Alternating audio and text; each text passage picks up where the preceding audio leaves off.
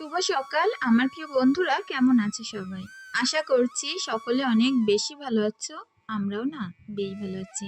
ভারতের ছোট্ট একটি গ্রাম থেকে আমি রূপা, ব্লগার রূপা চ্যানেলে সকলকে স্বাগত জানিয়ে আজকের ব্লগটি শুরু করছি। তো চলো, একে একে অনেক কাজ আজকে আমি তোমাদের সাথে শেয়ার করব। আর আজকের ভিডিওটাও না একটু লং হয়ে যেতে পারে, যেহেতু আজ আমার একটা রুমের জিনিসপত্র সরিয়ে পুরোপুরি ডেকোরেশন করব, তো যার কারণে একটু সময় লাগবে। তো অবশ্যই আশা রাখছি তোমাদের কাছে তোমরা আমার পাশেই থাকবে। তো প্রথমে চলে আসলাম বাসন নিয়ে পুকুর পাড়ে। এখানে বসে মাজার যেমন মজা, আর তার সঙ্গে ধোয়ারও তেমন আনন্দ। তো খুব সুন্দরভাবে তাড়াতাড়ি ধোয়া হয়ে যায় এখানে। আর দেখো, এত পরিমাণে ঝড় বইছে, সমস্ত গাছের পাতা উড়ে উড়ে পুকুরে পড়ছে। তো এখানেই বসে সমস্ত কাজগুলো করছি, আর এত দারুণ হাওয়া বইছে, বেশ মনটা জুড়িয়ে যাচ্ছে। এখন কিন্তু গরমটা একটু বেশি, কিন্তু এই যে ফাঁকা জায়গায় এত হাওয়া লাগে, গরমটা না সেরকম বুঝতেই পারি না। তো চলো বাসন কোসনগুলো ধুয়ে নিই। আর পুকুরের পানি দেখতে পাচ্ছ কত সুন্দর স্বচ্ছ পরিষ্কার। আর এরপরে না, যেহেতু আর দিন 15 পর থেকে বৃষ্টি নামা শুরু হবে, তখন কি আমাদের পুকুরের পানি আরও দিন দিন বাড়তেই থাকবে। আর তোমরা অনেকেই জিজ্ঞাসা করো, পুকুরের পাড়গুলো কি টালি দিয়ে বাঁধানো? হ্যাঁ গো, এরকম লম্বালম্বি করে একদম তলা থেকে উপর পর্যন্ত একটা একটা করে টালি সাজিয়ে সাজিয়ে পাড়টা বাঁধানো, যাতে করে পাড়টা ভাঙতে ভাঙতে বাড়ির দিকে না আসে। তো আমার এই যে নতুন রান্নাঘর, আনকমপ্লিট রান্নাঘর, এখনও প্রচুর কাজ বাকি। ভেবেছিলাম ঈদের আগেই সেরে ফেলবো, কিন্তু হয়ে উঠল না। সময়, তারপরে অনেক রকম আর্থিক সমস্যার কারণে রান্নাঘরটা এখনও পর্যন্ত পুরোপুরি কমপ্লিট করতে পারলাম না। অনেকে আমার কাছে জিজ্ঞাসা করছে ঈদের কি প্ল্যান আছে। এইবার ঈদের কোনো কিছুই প্ল্যান নেই। এবার ঈদটাই পুরো শূন্য কাটবে, কারণ অনেক রকম সমস্যা তোমরা নিশ্চয়ই জানো। আমরা যারা পশ্চিমবঙ্গে বাস করি নিশ্চয় জানি যে এইবার ঈদে একটু সমস্যা আছে। তবে সরকার যেটা সিদ্ধান্ত নেবে অবশ্যই সেটা ভালোর জন্যই হবে। তো চলো, সেটা ভেবে লাভ নেই। আমাদের দিনের প্রত্যেক দিনের রুটিন, প্রত্যেক দিনের কাজকর্ম, এগুলোই আমি চেষ্টা করব তোমাদের সঙ্গে শেয়ার করতে। আর ঈদের দিন ওই সারাদিন যেভাবে কাজকর্ম করব, তারপরে যাই রান্নাবান্না করব, সেইটাই তোমাদের সাথে শেয়ার করব। এবার ঈদের না কোনো কিছু কেনাকাটা, না কোনো কিছু, এই প্রথমবারই মনে হয় এরকম হচ্ছে। তো যাই হোক, দেখো এদিকে আমার উঠোনটা আমি পরিষ্কার পরিচ্ছন্ন করে নিচ্ছি। এত পরিমাণে ধুলো উড়ে ঘরে যাচ্ছে, যেহেতু নতুন মাটি ফেলা হয়েছে। আর মাটি ফেলার পর থেকে এখনও পর্যন্ত সেইভাবে বৃষ্টি নামেনি, যার কারণে উঠোনটা একদম ধুলোয় ধুলো অস্থির। আর এই যে ঝাড়ু দিচ্ছি, যত ধুলো ঘর, রান্নাঘর ভর্তি হয়ে যাচ্ছে। এর আগে এরকম আমার কোনো দিন হয়নি যে এত পরিমাণে ধুলো ওঠে। কিন্তু এইবার তোমাদের কি বলবো, রাস্তার ধারে ঘর থাকলে যেরকম অবস্থা হয়, ঠিক তেমন অবস্থা আমার বাড়িতেও। তো অনেক কষ্ট করে অনেকটা ময়লা ছিল, টেনে টেনে এই কোণাটায় নিয়ে আসলাম। আর এখান থেকে তুলে তুলে গর্তে ফেলে দিচ্ছি, যেহেতু ওখানটা একটা বড় গর্ত করা হয়েছে মাটি তোলার জন্য। তো সেই আর কি। তো চলো, এক পাশ উঠোন তো পরিষ্কার করছি। আজকের ওয়েদারটা যেমন দারুণ, ঠিক তেমন কাজকর্ম করতে কোনো রকম কষ্টই হচ্ছে না। গরমটা যেমন কম আছে, তেমন হাওয়াটাও বেশি, খুব ভালো লাগছে। আর আমার এই যে নতুন রান্নাঘর, এখানে বসে রান্না করার তো একটা মজাই আলাদা। তো চলো, এই যে চারিদিক পাতা, ঝিল, খড়, কুটো সবটাই ঝাড়ু দিয়ে দিয়ে কর্নারে টেনে নিয়ে তারপরে তুলে তুলে ফেলে দিচ্ছি। আর আমার বাড়ির সামনেটার অবস্থাটা দেখো, মাটি ফেলে খানিকটা জায়গা উঁচু, খানিকটা জায়গা নিচু, খানিকটা ঘাই জন্মে আছে। এইগুলোও মাটি ফেলা বাকি আছে, প্রচুর কাজ বাকি। এখনও পর্যন্ত সবটা আমরা শেষ করতে পারিনি। জাস্ট শুধু উঠোনটা একটু উঁচু করেছি, যাতে করে হুপ করে বর্ষা পড়লে আমাদের যেন অসুবিধাটা আর না হয় আগের মতো ঢোকা বেরোনোতে। কারণ কি বলতো, মেয়েদেরকে নিয়ে স্কুলে যেতে হয়, আর প্রচণ্ড পরিমাণে অসুবিধা হতো। সিমরান তো কোনোদিন জুতো পরে বাড়ি থেকে বেরোতে পারতো না বর্ষাকালে, জুতো রেখে আসতে হতো সেই রাস্তার ধারের ঘরে, কারণ আমাদের এখানে তো হাঁটু পর্যন্ত করে পানি থাকতো। আর মনে হচ্ছে এইবার আর পানিটা আর আমাদের এই উঠানে আর উঠতে পারবে না, যতটা উঁচু করেছি। তো দেখো বাড়ির সামনে কত বড় একটা বিল, জলকর, ওটাতে আমরা মাছ চাষ করি। আর ওখানে শয় শয় হাঁস কিন্তু ঘুরে বেড়ায়। আমাদের এই পাড়ায় প্রত্যেকের বাড়িতে 2, 5, 10টা করে হাঁস পুষে আছে। আর প্রত্যেক বাড়ির হাঁস কিন্তু একদম ছেড়ে দিলেই ওখানে গিয়ে জমা হয়।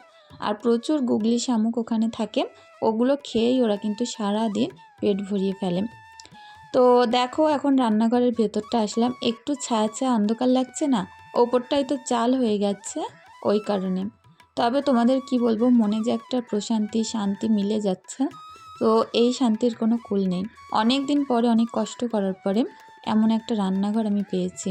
তো অনেক বছর হয়েছে রান্নাঘরের চাল চাল করে প্রচুর ভোগান্তি হয়েছে। অন্যবার তো আমি চাল পেতেছি, সেখান থেকে পেপার দিয়েছি, যা হোক 2-1 বছর ভালো থেকেছে, তারপর আবার যাতায় ইঁদুরে কেটে নষ্ট করেছে, তা নয় চালটা ভেঙে গেছে এইরকম। ফাইনালি এবার সুন্দরভাবে করতে পেরেছি, এইটাই অনেক।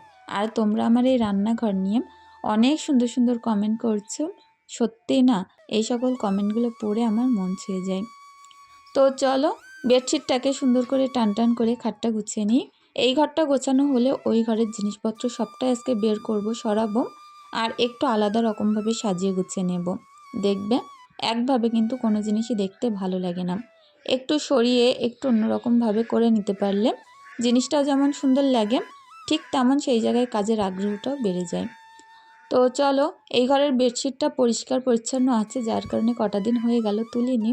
আমরা তো খাটে এখন কম ঘুমাচ্ছি, ওই কারণে বেডশিট কিন্তু একদমই নোংরা হয় না। আর বাচ্চা কাচ্চা পড়তে বসা যা করা বলো, আমার ওই রান্নাঘরের এক কর্নারে একটা তক্তপোষ দিয়ে বেডশিট পেতে রেখেছি, ওখানটাই কিন্তু পড়ছে, আর সেটা পরে তুলে ধুয়ে দিলে আমার হয়ে যাচ্ছে। তো শোকেজের কাজ টাজগুলো আমি এই ফাঁকে মুছে নিচ্ছি। তো চলো এখন এই যে আমাদের কর্নারে একটা টেবিল দেওয়া ছিল, এখানে ঈশার বই খাতা রাখি, ওগুলোকেই গুছিয়ে নিলাম। তোমরা অনেকেই আমার কাছে জানতে চাইছো ঈশার নাম কি ঈশা নাকি অন্য আলাদা কোনো নাম আছে। ঈশার নাম হচ্ছে আয়রা মণ্ডল, আর ঈশাটা আমরা ভালোবেসেই ওকে ঘরে ডাকি। তো যাই হোক, এই ঘর খাটের তলা সব কিছুই পরিষ্কার পরিচ্ছন্ন করে নিলাম। জ্যোৎস্না কারিগর প্রোফাইল থেকে বোন আমাকে কমেন্ট করেছিল, আমি কমেন্টটা দেখলাম আগের দিন, যে তোমাকে এত কমেন্ট করি তুমি রিপ্লাই কেন দাও না আগের মতো। তো কি বলো তো, অনেকে যখন আমার ভয়েস ওভার দেওয়ার পরে কমেন্ট করে, সেই সকল কমেন্টগুলো কিন্তু আর ভিডিওতে নেওয়া হয় না। আর যারা দেখা যাচ্ছে প্রথম লাইনেই কমেন্টগুলো প্রথম প্রথম করে, তাদের কমেন্টগুলো কিন্তু আমি ভয়েস ওভারের সাথে নিয়ে নিই। তো যাই হোক, দেখো এখন সুন্দর করে বারান্দাটাও পরিষ্কার করলাম। আর আজকে আমার ফোনের রিচার্জ শেষ হয়ে গেছে, যার কারণে আমি আর স্টুডিও খুলে তোমাদের কমেন্টগুলো না পারছি দেখতে, না পারছি পড়তে। ভিডিওটা এডিট করে ভয়েস দিয়ে রেখে দিচ্ছি, আর রিচার্জটা না হলে হয়তো আজকে ভিডিওটা আমি ছাড়তেও পারবো না। তো চলো এখন বারান্দাটাও মোটামুটি পরিষ্কার করলাম, আর চলে যাচ্ছি পাশের ঘরে। এই ঘরে সমস্ত জিনিসপত্র দেখলেই কেমন যেন বাজে লাগছে।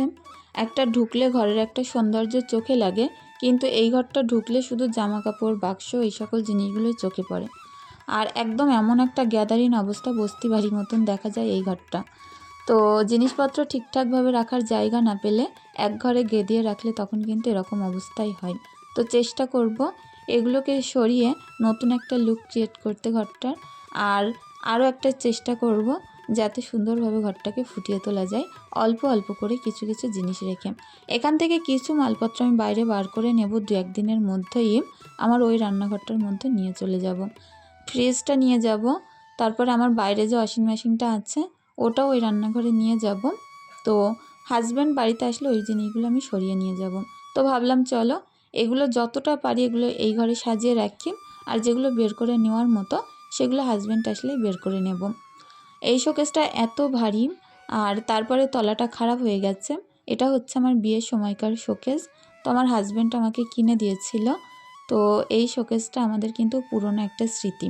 অনেকেই বলছে শোকেসটা খারাপ হয়ে গেছে, বিক্রি করে নতুন কিছু নিতে।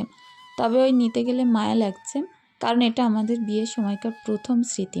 এই শোকেস আর ওই ঘরের খাটটা আমার হাজব্যান্ড যেদিন আমাদের বিয়ে হয়েছিল তার আগের দিন রাতে কিনে নিয়ে এসেছিল। তো তখন আমাদের ঘর ছিল না, চাচের ঘর ছিল, ওই ঘরেই তুলেছিলাম। আর ওখান থেকে তারপরে যখন আমরা ঘরবাড়ি করেছিলাম তখন এখানে নিয়ে এসেছিলাম। তবে ওই চাচের ঘরে কিন্তু আমরা অনেক বছর ছিলাম, প্রায় বলতে পারো 3-4 বছর মতো ওখানেই ছিলাম।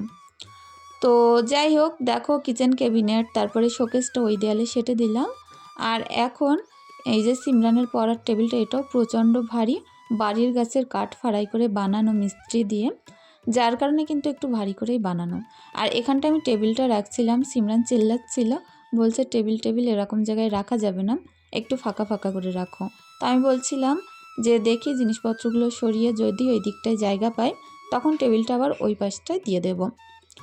তো যাই হোক, দেখো সুন্দরভাবে এখন সব কিছু সরিয়ে নিচ্ছি। আমার সঙ্গে কিন্তু আমার মেয়েও হেল্প করছে। আর তক্তপোষটাকে পুরোপুরি জানলার কাছে আর করে দেব, যাতে করে বাইরের হাওয়াটা পুরো খাটে এসে লাগে।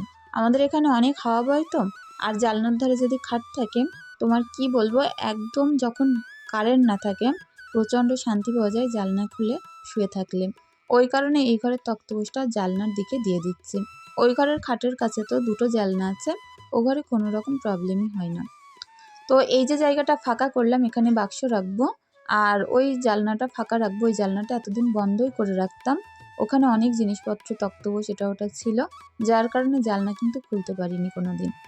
তো চলো, এখন সুন্দরভাবে যা যেখানে আছে সিমরানকে দিলাম যে যে ব্ল্যাঙ্কেটগুলো বাইরে ছিল ওগুলো ওপরে তুলে দিতাম, তারপরে ওকে নিচেই ডেকে নিয়ে বাক্সের জিনিসপত্রগুলো সরিয়ে বাক্সটা এখন দেয়ালে সুন্দরভাবে ঢুকিয়ে দেব।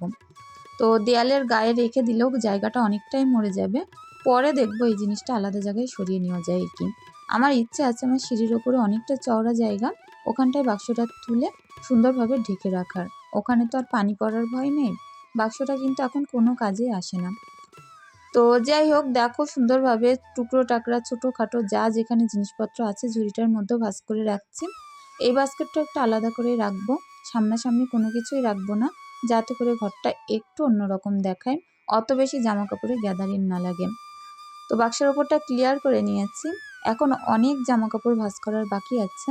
সব থেকে খারাপ লাগছে কি জানো তো, খাটটার জিনিসপত্র সমস্ত সরানোর পরে এত ধুলো নোংরা বার হয়েছে এদিক ওদিক থেকে। তো বাক্সের পিছনে, শোকেজের পিছনে, এর পিছনে, তার পিছনে ছিল, আমি না পা রাখতে পারছি না। কেন জানি না, বালি কিসকিস করলে পায়ের তলায় লাগলে আমার প্রচণ্ড গায়ে কেমন একটা হয়, আর একদম সহ্য করতে পারি না। আমি শুধু চাচ্ছিলাম এগুলো টপাটপ ভাঁজ করে নিই, আর তাড়াহুড়ো করে ঘরটাকে ঝাড়ু দিয়ে মুছে নেব। তো তোমাদের সঙ্গে ফাইনাল লুকটা দেখাবো জিনিসপত্র সরানোর পরে কেমন হয়েছে। আগে আমার এই নাইটি ওড়না যা যেখানে আছে ভাঁজ করে জায়গা মতো একটুখানি রেখে সরিয়ে ফেলি। তো দুটো একটা নতুন জামা কাপড়ও ছিল, সেগুলো আমি আমার শোকেসটার মধ্যে রাখছি। আর আজকে শোকেজের কাজটা আর গোছাবো না, দেখা যাক, যে কোনো একটা ফাঁকা সময় বুঝে কাচের ভিতরের থালা বাসনগুলো ভালোভাবে গুছিয়ে রাখবো। তো চলো, এখন এই যে বাক্সর ওপরের তো গোছালাম, আর টেবিলের ওপরটা গোছানোর বাকি আছে। তো টেবিলের এই যে পেপারটা এটাও নষ্ট হয়ে গেছে, বাজারে গেলে একটা নরম পেপার কিনে আনবো। ততক্ষণ এরকমই থাক, আর সুন্দরভাবে ভাঁজ টাজ করে দিয়ে কোনাটোনাগুলো মুড়ে দিলাম, আর সিমরানের বই খাতাগুলো গুছিয়ে রাখছি। তো খাটটাকে এখন গুছিয়ে নেওয়ার পালা, বেডশিটটাকেও চেঞ্জ করে দেব। আর ঈশা তো প্রচণ্ড পরিমাণে দুষ্টুমি করছিল, এটা সেটা এনে এনে খাটে দিচ্ছিল। তো চলো, সুন্দরভাবে বেডশিটটাকে সরিয়ে রাখলাম, সিমরানকে বললাম বাইরে রেখে আসতে, বাথরুমে একেবারে কেচে ধুয়ে পরিষ্কার করে দেব। আর এটা কিন্তু আমার নতুন একটা বেডশিট, আর এটা হচ্ছে একদম কচি কলাপাতা কালার, সি গ্রিন কালারের। তো অনেক ভালো লাগে আমার এই কালারটা। আর কি জানো তো, হয়তো ক্যামেরায় কালারটা খুব একটা ভালো আসছে না, প্রচণ্ড হালকা কালার, আর দেখতেও কিন্তু খুব সুন্দর, একদম পিওর এটা কটনের বেডশিট। এটাই পেতে দিলাম, একটু ঝুল করে পাতলাম। তোমরা অনেকেই বারবার কমেন্ট করো যে দিদিভাই এইভাবে বেডশিট গুজে দিও না, বেডশিটের ধারগুলো ছেড়ে দিয়ে রাখো, ঘরটা দেখতে যেমন বড় লাগবে তেমন খাটটাও সুন্দর লাগবে। তো এই কারণে আজকে বেডশিট দেখো ছেড়েই রেখেছি, রেখেই সুন্দর করে বেডশিটটা খাটটা গুছিয়ে পরিষ্কার করে নিলাম। এখন নিচে এই যে বালি কিসকিস করছে, এগুলোকে ঝাড়ু দিয়ে বাইরে বার করলাম। আর এই কর্নারটায় দেখো এইভাবে শোকেস আর কিচেন ক্যাবিনেটটা রেখেছি। টেবিলটা আপাতত ওখানটায় থাক, পরে ওখান থেকে সরিয়ে নেব। টেবিলের পেছনে ওই ছবিটা এতদিন ঢাকা ছিল শোকেজের পেছনে, এখন শোকেজ সরানোর পরে সেটাও সুন্দর দেখা যাচ্ছে। আর দেখো, আমি কিন্তু ওইদিকে কাজ করতে করতে উনানে ভাতটা বসিয়ে দিয়ে গেছিলাম, ভাতটা প্রায় হয়ে গেছে। এর মধ্যে আমি সবজি টবজিগুলো কেটে গুছিয়ে নিলাম। ফ্রিজে কিছুটা শাক কেটে গোছানো ছিল, আর আদা রসুনও বাটা ছিল, জাস্ট শুধু পেঁয়াজটা কেটেছি। কাল রাতে আমি কিছু রাজমা ভিজিয়ে রেখেছিলাম, আজকে সেটাই রান্না করব। আর রাজমা কিন্তু আলু দিয়ে খেতে অনেক ভালো লাগে। আজকে হাতে একদমই সময় ছিল না, আর বাড়ির রান্নারও তেমন কিছু ছিল না, ওই কারণে একটু রাজমা করছি। তার সঙ্গে করব, বাড়িতে কটা হাঁসের ডিম আছে, ডিমের একটা দো পেঁয়াজা মতো বানাবো। আর ফ্রিজে অল্প একটু শাক ছিল সেটাই বার করেছি। তো রাজমাগুলো ভিজিয়ে নেওয়ার পরে কিন্তু একদম ডবল ফুলে গেছে। এগুলো দেখতে সিমের বীজের মতো, কিন্তু একটু লম্বা লম্বা টাইপের, খেতে কিন্তু দারুণ লাগে, ডালের মতনই লাগে প্রায়। তো এর মধ্যে ছোট ছোট করে কেটে রাখা আলু দিয়েছি, পেঁয়াজ আদা রসুন এগুলো ভাজা ভাজা করে রাজমাটা হালকা ভাজা করে নিয়ে এর মধ্যে আলুগুলো তুলে দিলাম। বেশ কিছুটা পানি দেব, তার আগে একটু নুন হলুদ দেব, দিয়ে এটাকে আমি কিন্তু অনেকক্ষণ যাবৎ আস্তে করে জাল দিয়ে নেব, যাতে করে সুন্দর সেদ্ধ হয়ে যায়। এটা যদি আমি একটু প্রেশার কুকারে সিটি দিয়ে নিতাম 3-4টে মতো, তাহলে গলতে কিন্তু একদমই সময় লাগতো না। যেহেতু প্রেশার কুকারে দিচ্ছি না, ওই কারণে একটু পানি দিয়ে একদম কম আঁচে আস্তে আস্তে করে আমি জাল করে রান্নাটা করে নেব। তো খেতে যেমন দুর্দান্ত হয়, এই খাবারটা স্বাস্থ্যের পক্ষেও কিন্তু অনেক উপযোগী। শুনেছি এই রাজমা দেখতে যেমন কিডনির মতো, এটা কিন্তু কিডনির অনেক উপকারে আসে। তো যাই হোক, দেখো এদিকে আলু আর এই রাজমাটা সুন্দর করে ঝোল দিয়ে ঢাকা দিয়ে রেখেছিলাম। কিছুক্ষণ পরে আগলা করলাম, এরকম সুন্দর কষিয়ে নিয়ে তারপরে আবারও ঝোল দিয়ে দিলাম। এর মধ্যে লাস্টে নামানোর আগে একটু কাঁচা জিরে গরম মশলা বাটা করে দিয়ে কিন্তু আমি নামিয়ে নিয়েছিলাম। আর এদিকে ডিমগুলো সেদ্ধ করে কিছুটা পেঁয়াজ শুকনো লঙ্কা রসুন থেতো দিয়ে আমি ডিমের দো পেঁয়াজাটা বানিয়ে নিলাম। নামানোর আগে একটু চিনি দিয়েছিলাম। তারপরে নুন হলুদ খাওয়ার সোডা দিয়ে শাকটা ঢাকা দিয়ে দেবো এখন। তো এটা দিয়ে ঢাকা দিলে একদম পুরো নরম গলে ক্ষীর হয়ে যাবে, আর একটু নাল নাল হবে, শাকটা খেতে কিন্তু অনেক ভালো হয়। আর আমি যে কোনো শাকের মধ্যে একটুখানি করে খাওয়ার সোডা দিই। এখন একটু বেশি করে পেঁয়াজ দিচ্ছি, আর একটু রসুন থেতো, 2-3টে শুকনো লঙ্কা, এটা দিয়ে শাকটা আমি ফোড়ন দিয়ে নেব। তো আমার আজকের ভিডিওটি তোমাদের কেমন লাগলো অবশ্যই কমেন্টের মাধ্যমে জানিও। যদি কোনো ভুল ত্রুটি থেকে থাকে ভিডিওটি ক্ষমাসুন্দর দৃষ্টিতে দেখার অনুরোধ রইল। সকলে অনেক ভালো থেকো, সুস্থ থেকো, আমাদের জন্য একটু দোয়া ভালোবাসা রেখে যেও। তোমাদের জন্যও না আমার তরফ থেকে অনেক বেশি দোয়া ভালোবাসা রইল। আসছি পরের ঠিক আবার নতুন একটা ব্লগ।